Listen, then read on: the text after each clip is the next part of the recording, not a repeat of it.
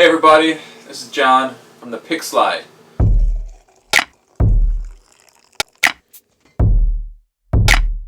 I got Holden, got Lennon. We're going to talk about 3 albums today. Okay, the 1975. I Like It When You Sleep. For you are so beautiful, yet so unaware of it. It's such a weird thing to say, John. Why would you say It is kind of a weird thing, I'm sorry. But it's the name of the album. Oh, that's why he said it. Oh, no, I get it. Okay. So we got a 1975 album, came out in February 2016. I would have figured 1975. But... Oh, yeah. It's an oldie. Some of the top tracks off this one. Love Me. Ugh. Somebody Else. Mm-hmm. The Sound. Yeah. What's your favorite song? I might say the self-titled one. I really like the, nice, uprising feel of it, and yeah, it's a very unique song. Yeah. I'd say my favorite is Somebody Else. Yeah. That's a good choice too. Because it's kind of sleepy, but it has its own energy that keeps you interested. It's got good vibes. Yeah. Good vibes, good times. Vibey. Mm-hmm. Well, I would say Somebody Else. But I stole it. But I like A Change of Heart. Oh yeah. It's kind of got some cool 80 vibes that I like. Yeah, the album is very 80s. Mm-hmm. It's like the album before this one was very 80s, but it was like Mainstream. it was like mainstream 80s pop, and it's like, I don't know. It was like a different kind of 80s pop. Yeah. Whereas like this is like, when you think 80s music, you think this, like this album. Yeah. Like more of the like energetic kind of synth heads. parts. Yeah. And just Prince kind of funk. Yeah. Yep. I thought, there's a lot of like dance sort of 80s pop songs kind of sounding stuff, but there's also a lot of like experimental and just kind of like really vibey kind of songs, like Sigur Rós and that kind of thing came to mind when I heard certain songs of it, and yeah, it was I thought it was really very moving all the way through it. It went directions that I didn't really expect it to often. Yeah.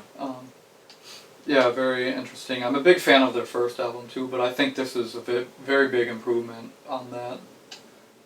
Yeah, like there's so many songs on this album, and like typically if I'm listening to it, I don't get anywhere near getting through the whole album in one listening. But it's kind of fun to like, when I go back to it, to like start the album in like just a random spot, and then just listen to it through, because you can almost get like different listening experiences depending on like what section of the album you start listening to. So it's kind of fun to do that. You just kind of get surprised by like, oh, I don't know if I remember like hearing this song, or like, oh, this song, wow, that's weird. So it's always kind of a unique listening experience each time. Yeah, one thing I've noticed, branching off of what you said, was when I listen to it, I will think that I literally haven't heard a song before, even though I know I've listened to the entire album. And then we'll get to one spot and I'll be like, oh yeah, I have heard this song before. And I didn't even realize how the part before it was really cool in different ways. Yeah. So, and another thing is that, like, it just seems like they just seriously matched a bunch of 80s musicians together on one album. Which is pretty impressive that they can, like, pretty much just sound so much like one artist that you think that that's who it is. Because, like, sometimes it seems like they got David Bowie and Prince together and recorded this song. And it just kind of blows my mind that they could do that. And at the same time, though, like, still make it sound modern. Oh Yeah. Totally. Like, it's like you still know, like, it's still like really modern, like just with a lot of the production and like like even like a little bit of like hip hop vibes, a little even like EDM vibes. Like, it still sounds very contemporary. So. I think it's definitely got a lot of different. It's kind of like all of what is today, and like all of like '80s combined into one thing. It's definitely like indie rock and hip hop and EDM, like you said, and it's just like all of the sounds of like today, like combined into one thing. And I think that's exactly why this band will just continue to grow and get bigger and bigger all the time. And yeah.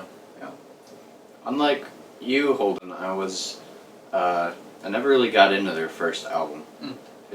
It's not that I didn't like it, it's just I never really listened to it. And this one has definitely made me a fan of the band. I think that it's a really strong album. It's so long, it almost could be a double album. And when I listen to it, I like to think, like, if it was a double album, which songs I would put on the first half and the second half. Oh, okay. That's a little game I like to play.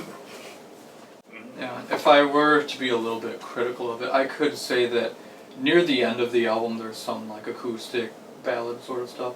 I didn't find that as moving as the rest of the album. I mean, if they could have cut something from it, and the album is like 75 minutes long, so they maybe even could have benefited from cutting a couple tracks out, and I think that those ones are really not as moving to me as most of the album is. Yeah, there's like a acoustic folk track. It sounded like almost like James Taylor or something. Yeah. Like just straight up like American folk. Uh-huh. I mean, it was cool. It was just like definitely wide span of sounds. Yeah. On this album. Yeah, I thought that there were definitely some cool throwbacks to their first album too with the lyrics, because there's like the song "Settled Down" on their first album.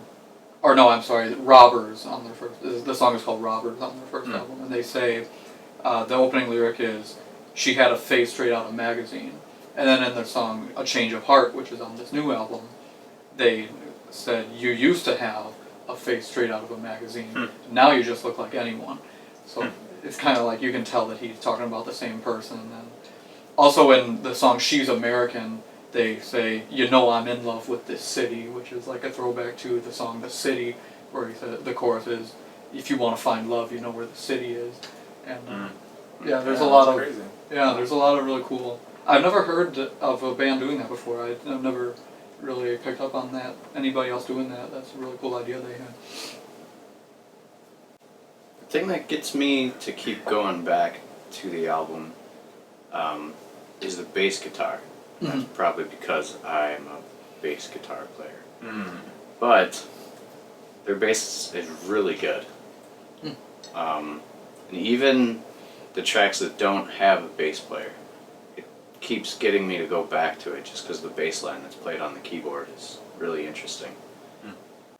Yeah, I mean, like we said before, it's just kind of like all of the modern sounds combined into one thing. And like another band I can think of that around today that does that sort of thing is 21 Pilots. And I mean, they're two very different sounding bands, but they are kind of similar in that way. And 21 Pilots, it seems, is like really getting mainstream big time. And I wouldn't be surprised if 1975 is not far behind that. Like, I would bet on like those two bands maybe being like the defining bands of the time we're in. I could definitely see that. Oh yeah. I kind of feel like 21 Pilots is always going to be like the mainstream band though, and then 1975 is always going to be like the go-to more underground band. I don't really feel like they're ever going to be like everybody knows who they are. 1975 has some songs on top 40 stations right now. Even the sound is on like 1 through 7 and stuff. But I feel like they're always going to be more of an underground band. Like they're always, I mean, of course they're going to have hits, but I don't think they're going to have like the massive following that 21 Pilots has.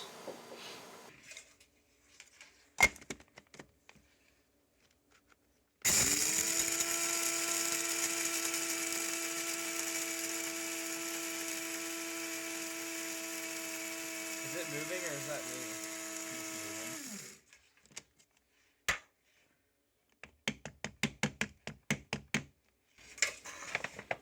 Okay, It that's good. smells really good. Doesn't it?